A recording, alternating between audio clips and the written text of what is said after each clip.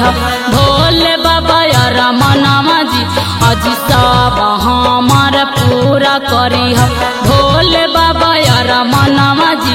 आज बेल के पतैया पर लिखियो नमामा जी आज बेल के पतैया पर लिखियो नमामा जी।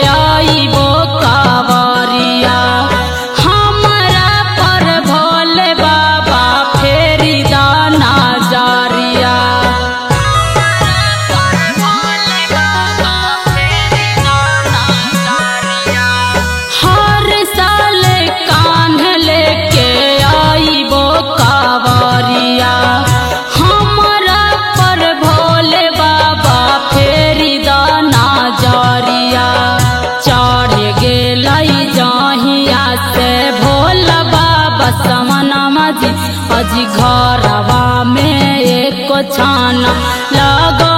ना मनामा जी अजी सब हमार पूरा करी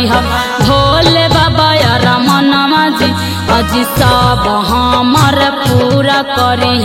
भोले बाबा यार मनामा जी अजी बेल के पतैया पर लिखियो नमामा जी।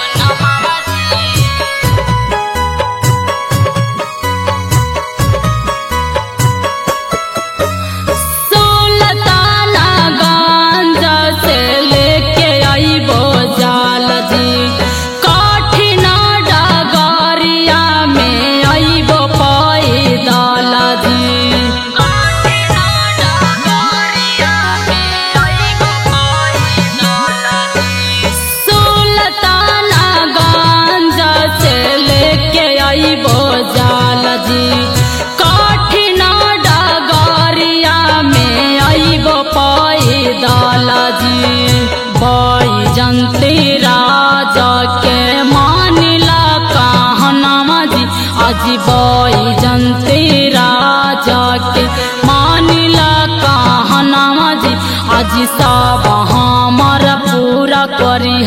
भोले बाबा यार मनामा जी आज सब हमार पूरा करी भोले बाबा यार मनामा जी आज बेल के पतैया पर लिखियो नमामा जी।